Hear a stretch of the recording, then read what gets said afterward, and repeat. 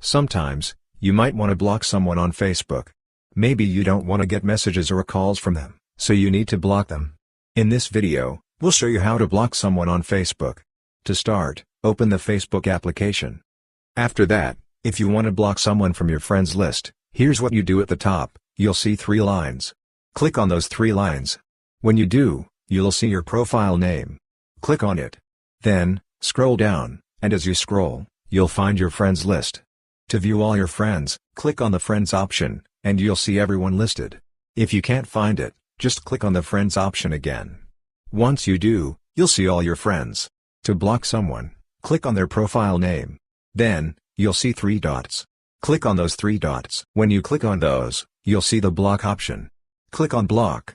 Once you do, you'll see the block option again. Click it, and that person will be blocked. If the person isn't on your friends list, here's what to do: search for them. You'll see a search option. Use it to find that contact. Or, if you see that contact in your feed, just select their profile. Like before, you'll see 3 dots. Click on them, and you'll find the block option.